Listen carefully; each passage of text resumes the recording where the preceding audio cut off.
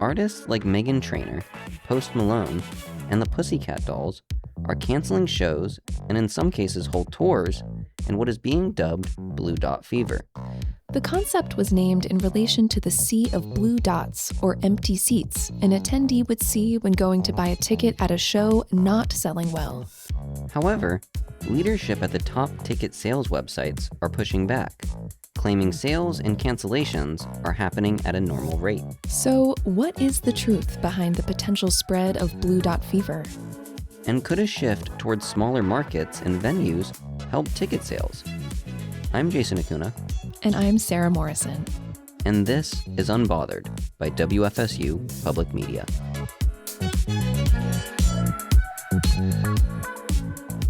Hey, Sarah. Hi, Jason. So, are you planning on going to a lot of concerts this summer? Yes, I have a few concerts on the books, but I have to say I am not going to as many this summer as I did in summers past. Yeah, that definitely seems to be the case going around, whether it's because of the economy or because of gas prices and the travel that usually comes with going to concerts. It seems like a lot of people are being a little bit more choosy with what concerts they choose to go to. And that has kind of caused seemingly some shockwaves throughout the live music industry, as a lot of larger artists are having to either modify their tours or cancel their tours because of low ticket sales. At least that's what it seems to fans and those that are watching this news kind of roll out from the artists. However, one of the executives from Live Nation was quoted as saying that it was basically absolutely devoid of facts and that ticket sales and cancellations in terms of shows are on par, if not doing a little bit better than they have been in years past, with Live Nation specifically reporting 107 million tickets sold for 2026 events through April, which is up 11% according to their data. But that doesn't change the fact that a lot of people are noticing that their favorite artists or some of their favorite artists are just not selling as well as they have in years past. Yeah, I have noticed that a lot of artists that my friends and I were looking forward to seeing this summer have been dropping shows left and right. And living in Tallahassee, you have to strategize which concerts to see because there's always travel involved. So it's kind of a bummer to see someone that we were all looking forward to watching perform drop, especially Florida shows, shows in our area. So it seems to me that blue dot fever might be a real thing, but I want to know for sure. Yeah, so do I. And so I actually spoke with an expert who's been following the concept and ticket sales in general for quite a while in order to get to the bottom of what's going on and if this figurative blue dot fever is spreading or if we just need to take the temperature again.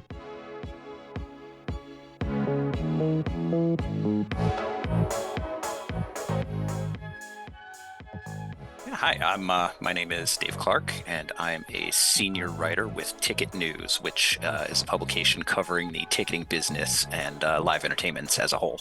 Absolutely, Dave. Well, thank you so much for being here with us. We're going to have a great conversation on this topic, and I'm just going to go ahead and jump right in.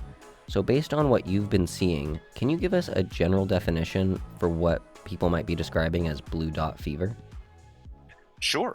So blue dot fever is a very clever term coined for something that is certainly not new in ticketing and live entertainment, but it's just the idea of demand not being for a certain event where the seller and the performer had hoped.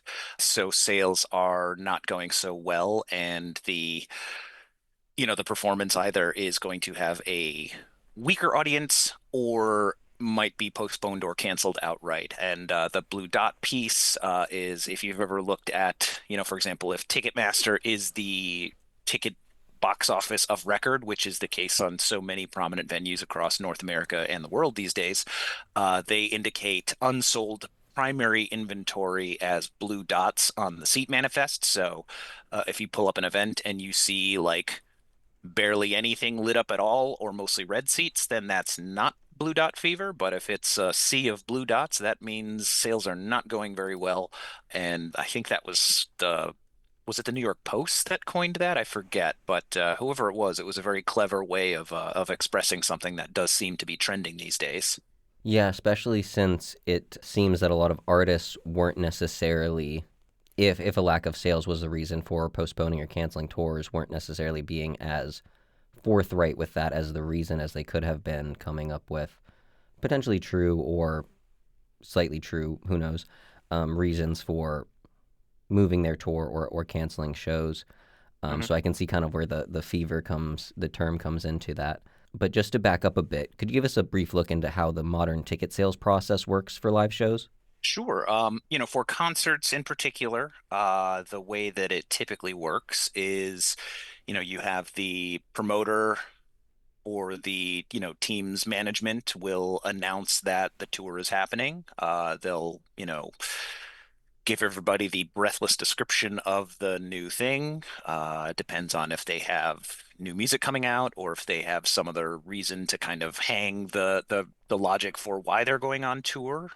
And then they will announce the on sales dates, whatever their pre-sales process is, which usually is, there'll be an on sale date that is typically 1 or 2 weeks out from the announcement of the tour to give people enough time to sort of respond to it and make their plans. Um, then you will have the pre-sales, which are going to happen in the 3 to 5 days prior to the general on sale date, which then, there's obviously various affinity groups that you can be a part of depending on the performer, but, mostly local venues will have pre-sales that are password protected. A lot of credit card companies will have, access. Amex is famous for it. I know T-Mobile and Verizon have big, affinity groups that have pre-sale access to certain tours. So Right. there's these different tranches of tickets that are set aside for these pre-sales, and then um, typically it's, just a rolling set of sales going on for these small groups leading up to the general sale. And the way that it's usually marketed is like, oh, the demand is super high and everybody's super excited. And nope, these tickets went away in a heartbeat, and there's bots and brokers and everybody's grabbing it, and it's a huge problem. Hmm. Is typically the marketing, because part of the marketing these days is marketing as if the demand is outrageously high. And whether or not that's the case is something that the consumer isn't really going to know until down the road, because usually, the on sales process involves a sellout or some amount of tickets not being available for people that are buying it, or interested in buying it. Particularly for high profile tours, like, we've seen stuff certainly with the most recent major example is the Taylor Swift, Eras tour was kind of the thing that created such a huge conversation around ticketing because it was such a messy system and so many people tried to get tickets and couldn't, and everybody was so upset. Hmm. It has led to congressional attention and lawsuits, but certainly most high profile on sales just have some aspect of that. And then what we really see is that there's only a percentage, even pre-sale allocations and other things of that nature, and then general sale, there's still a lot of tickets, whether or not they claim it's sold out at that point, there's still typically a lot of tickets that have gone unsold because marketing the scarcity is such an enormous piece of the puzzle these days in how these tours are sold. So, what's interesting about this Blue Dot Fever, question is a lot of times you will see tours that are marketed as if they have been very high demand, that down the road it becomes obvious that that demand wasn't really there, but it was just a marketing tactic in order to try to sell tickets or try to sell tickets at a higher price point than they otherwise might have. And for the consumer, it's really frustrating because you genuinely don't know whether or not a tour is as hot as they say it is, and you need to buy the tickets at whatever the, platinum price or whatever is available, or on resale at whatever price is available there, or if there's going to be, two-thirds of the room is actually unsold and you just don't know about it until like a week out from the show when all of a sudden there's a whole lot more blue dots showing up in the seat map. And so, what are some of the root causes of what is being described as blue dot fever? Is it an actual fall in demand, or is it part of this process that seems pretty complicated with these holdbacks and things like that? Is that playing into blue dot fever? What's causing this? Well, I think it's a bit of both.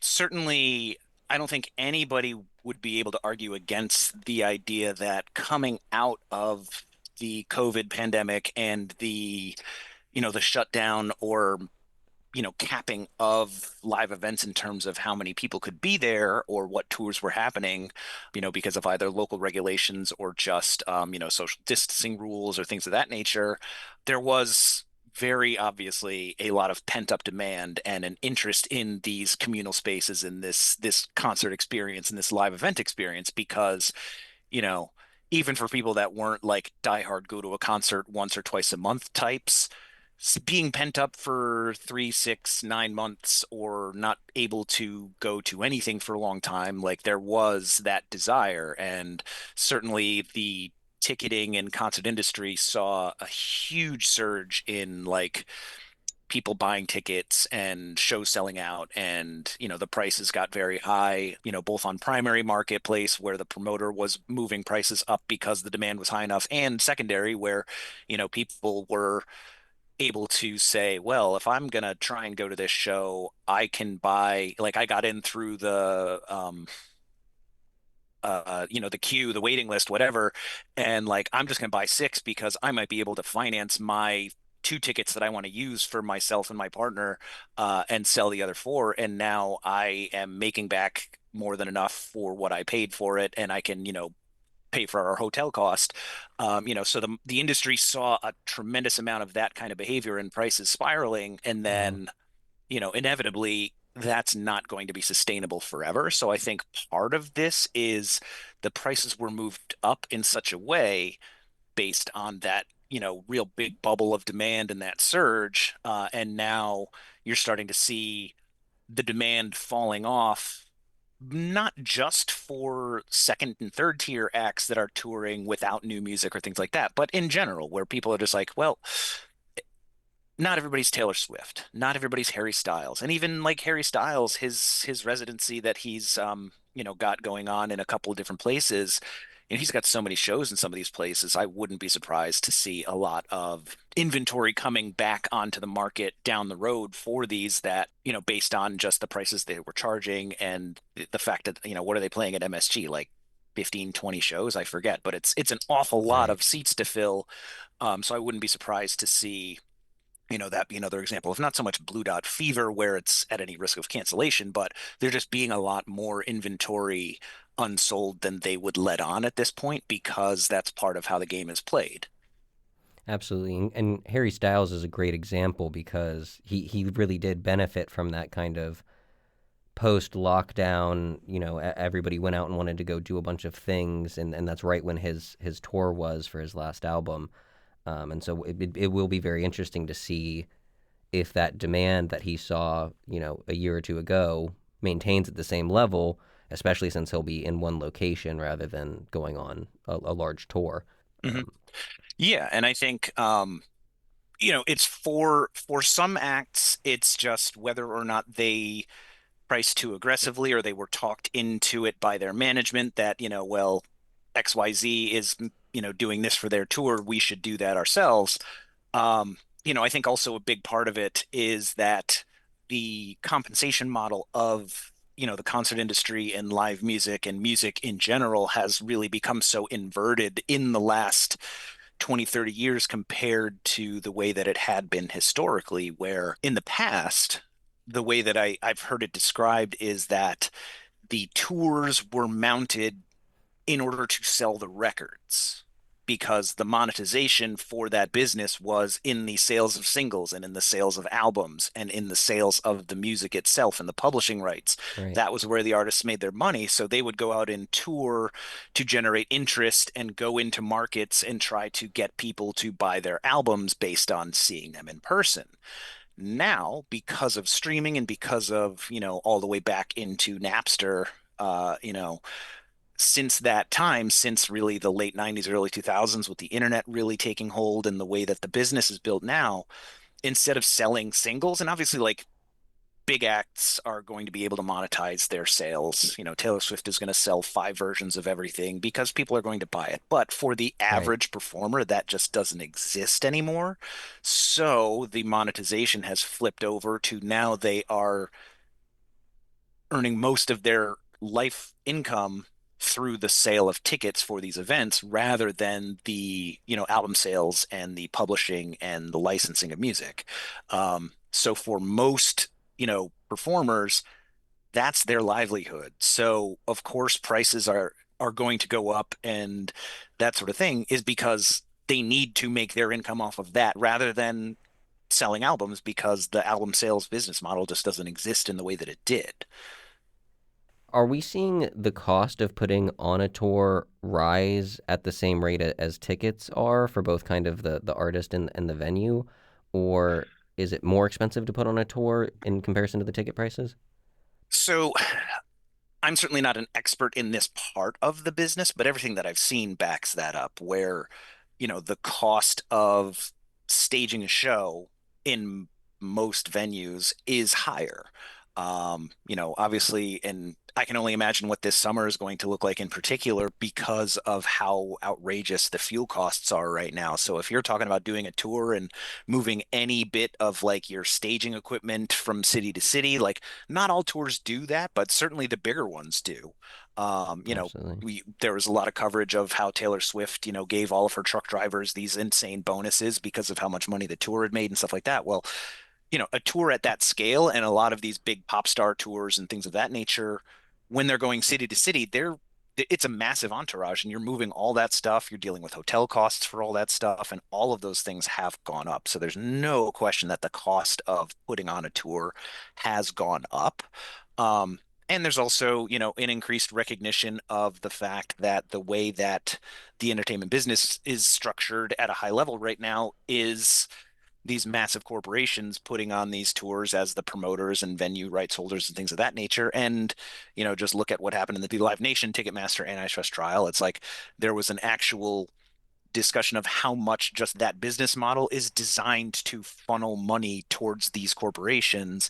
And, there's all kinds of ways that they can add costs and, you know, boost ancillary revenue for themselves and do all this kind of stuff. So all of it is getting more expensive across the board, both the cost of doing business and the way that these businesses and these touring production companies are designed to extract money from, the consumer and the artist. So there's a lot of that. So part of, a big part of why the ticket prices are going up is based on the actual just logistics and the need for more revenue in order to drive this engine. But it is also, I think, a recognition of, well, if XYZ is charging this price, we might as well try it. And sometimes that's just not going to work depending on what the demand actually is for either a specific city on a tour or a tour overall, which is why you start to see this Blue Dot Fever stuff. Right. And are we seeing a lack of sales across all of the entertainment industry, specifically the live entertainment industry? Or is this affecting, smaller acts more so than bigger acts, or larger cities more so than smaller cities? Or is it universal? So, for better or for worse, it's kind of hard to know until the day of a show happens, Right. or you start to see stuff where you might be able to see if a tour is performing poorly or a specific stop is performing poorly on a case by case basis starting like a couple weeks out, because that's when, if the promoter's been hiding a lot of unsold ticket inventory in order to stimulate FOMO purchases by making it look like the room is sold out, you can only hide that so long before you have to start like just trying to move whatever you can. So you will start to see like 2-for-1 deals showing up on local Groupon sites for these different cities. You'll start to see, different, offers for cheap lawn seats if it's an amphitheater show and stuff like that.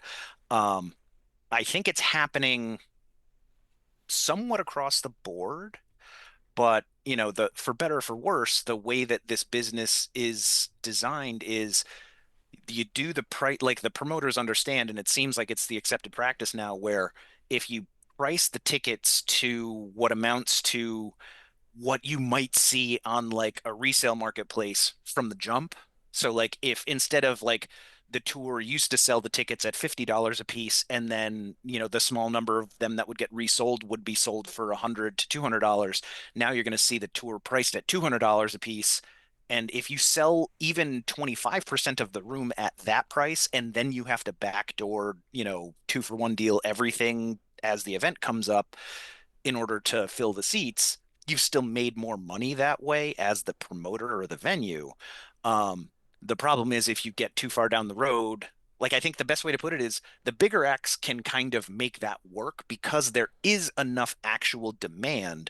They just need to maybe slash the prices to find the people that are less interested in buying that are like, well, I'll go and see Kesha for $20 or whatever. Um, Right.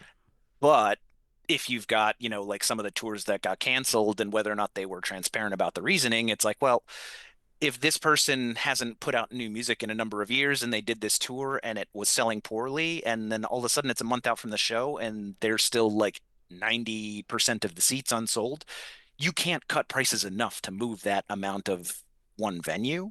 So I think it's more, you'll see the slower interest acts canceling or postponing tours more often than a big tour. But it's certainly not something that is anybody is immune to if they are too aggressive with this. And like I said before, and obviously like what you've seen, like the executives from companies like Live Nation sort of dismissing this out of hand as like, well, it's only this tiny percentage of tours that are getting canceled or anything of that nature. But it's true. These are things that have always happened historically. There's always been tours that have sold poorly, and then some kind of reason is cooked up to explain why it's canceled or postponed. Usually, it's easy to tell if you actually look at, what the demand was. Like, well, that tour, like that person says they're sick. Honestly, they probably aren't, but it's like, what are you going to question whether or not they don't feel well and they have to cancel a tour? Like, sure. Um, Right. so it's just like this is a thing that has always happened. It's just a question of like, is it happening more this year than historically? Maybe. And we aren't really going to know for another couple of months because we'll only see this accelerate if it's really as bad as some people's perception is right now. Or we could just see like, a handful of low interest tours canceled and then the summer goes on as everybody expected and everybody makes money and everybody's happy except for fans that are, paying $500 on average a person. Right. Right. And so this next question might be a little bit theoretical in nature, but would some of these larger to mid-size acts that are having to postpone or cancel their shows due to low demand, would they possibly see better sales if they moved the cities they're touring in from the largest cities in each state to maybe, the smaller to mid-sized city where not as many concerts, especially larger acts, come through as often? Would they maybe see better sales if they were more of an event in the city they were performing in? It's certainly possible. I mean, I think that it's probably going to really vary greatly depending on the act, because one performer might have almost no interest in a more rural audience that's further away from a population center or a major city, whereas someone might have quite a lot. And by going to some place that they maybe haven't gone in years, or like, oh, we're skipping Brooklyn this year, we're skipping MSG, but we're going to go to Cleveland because we haven't been there in a decade. Certainly is a strategy that could work. I think the biggest thing is, tours and performers recognizing like whether or not they need to like right size the room that they're playing in more so than the specific location. I Right. think the best example I would say is like looking at the Black Keys, who had a tour, I think 3 years ago, perhaps. I forget, but post pandemic. But they were looking at playing like big arenas, standard size, like NBA size arenas in major cities across the US. And they wound up canceling their tour just because, and they were fairly transparent about it. Like they got talked into playing these big rooms and charging these ticket prices, and it just wasn't a model that was working for the demand that they had. Because I think they hadn't released any new music, or they hadn't released any new music that was really like a big seller in a number of years. And they just bit off more than they could chew in terms of the kind of rooms they were trying to play. So then they kind of went back to the drawing board, canceled stuff, and then I believe they went back out either that same year or perhaps the following year and just looked at more theater level, smaller venue stuff that sort of right-sized the amount of interest they had to be able to perform was in these smaller facilities because you can put the show on for a little bit less money. You don't need to sell as many tickets to break even. So I think whether or not a performer could do well by rerouting into different markets is probably going to be really dependent on the individual act and where their audience is. Because for lack of a better, LA and New York are going to have a lot of fans of any artist, Right. and same with Chicago, same with any major population center. If you start getting into these secondary, tertiary cities, it's going to be more dependent on where that artist's audience is. And, I will imagine that based on streaming and stuff like that, the promoters and the artist management have those data points and should be able to sort of determine that. So the question is that a artist not wanting to make that move because it's a personal pride of a point of pride to be touring and hitting Manhattan and hitting LA, hitting the Staples Center or whatever, even if it's a reach in terms of what you might be able to demand in terms of the sales that would justify the cost of putting on a show in that venue. Or would they be better going to these smaller cities, these other places? It's really going to depend on if their data says that they have an audience there that would be interested in buying tickets for that, even if it's only the first time they've been there in 10 years. Yeah, 100%. And something that I thought was really interesting that happened, I think, towards the end of last year, especially when you compare it to kind of the Pussycat Dolls, Hmm. they canceled their tour and were honest about the fact that it was due to low ticket sales. Hmm. And there was the All American Rejects, which was a band, if for the audience that doesn't know that was very popular in the 2000s, and had kind of waned in popularity recently. They did these kind of pop-up shows that I believe were free for most of the people who attended, where they would announce that they were basically either playing in somebody's backyard or playing in this very small venue an hour or two before they would show up, and then everyone could just come and see them for free. And then after doing that for a little while, they did release an album and announce a tour. And it seems that they kind of created their own buzz in that kind of way and made it seem like they just loved to perform. So I just thought that was really interesting to kind of look at those two different acts that were popular around the same time. And they took two very different routes for kind of having a, reunion or going back on Hmm. tour for the first time in a while. Yeah, I mean, I think there's a lot to be said for actually generating grassroots interest and excitement in your fan base rather than, I don't want to accuse anybody of anything, but like, consumers by and large can feel like if this is a cynical cash grab kind of a thing, if you're going out on this tour and there's no reason for it, but you're still expecting people to pay, you know, $150 for the back row of the nosebleeds. And it's like, well, I saw you after the last time you put an album out and your prices were 60% less for the same part of the stadium. There's no new music. Why am I excited about this? As opposed to turning it around, like you said, and generating an actual buzz and, sort of getting people excited, like, oh, this makes me feel in a way like when this band had just come out and I was a little younger and like, I have this excitement and this interest in this thing that I would like to see them again, as opposed to, oh, they're touring.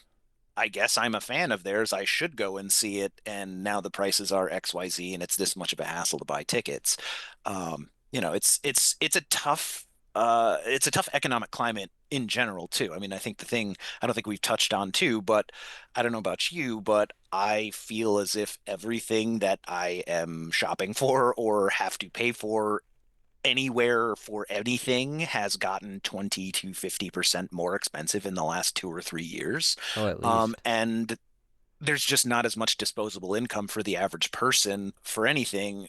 And concerts, for lack of a better term, are always going to be a discretionary, luxury expense for most people.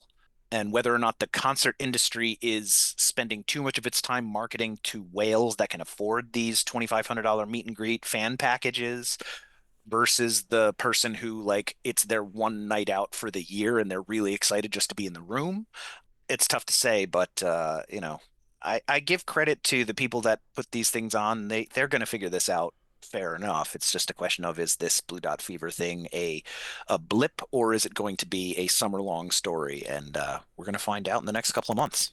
Absolutely, we will see. Well, Dave, before I let you go, is there anything else that we didn't talk about that you think is important for the audience to know in terms of this concept or issue? Well, I mean, I think the biggest thing for any consumer who is interested in seeing a live event, don't necessarily fall for the immediate hype as soon as the show is announced that if you don't buy tickets during day one of the pre-sale, you're not going to be able to get them. A lot of times, you might actually see the highest prices in that first week of the show, or excuse me, in that first week of the sale. And then if you just wait it out, usually there's going to be prices that are going to be more attainable down the road, whether it's shows that have seats go up on resale when people's plans change because you buy tickets 6 months out nowadays and that's just how the industry works. Or if it's that the show doesn't do as well as expected, and then all of a sudden there's emails with, new seats available 2 weeks out. So patience is really more important than ever. You know, get out and see shows, but you don't need to buy them the day of. A lot of times resale is going to have good deals. A lot of times the venue is going to have, seats come available at the last minute. So don't panic buy at $500 a ticket unless, the number of shows that's the only way you're going to get in is effectively zero. It was really like the Eras Tour, a couple of other things, and even the Eras Tour, there were last minute tickets that popped up as production releases and things like that. So, even the hottest show in the world is not going to be sold out to the day of the show. You just wait and see, and hopefully something's going to fall in your lap as far as a good price. And if not, don't spend your rent money on a concert ticket. It's not worth it. Absolutely. Well, Dave, thank you so much for taking the time to speak with me. We really appreciate you sharing your expertise on this. We learned a lot about what's going on, and we hope to stay in touch if anything develops this summer regarding this concept of Blue Dot Fever. Yeah, absolutely. Happy to talk. I appreciate your time.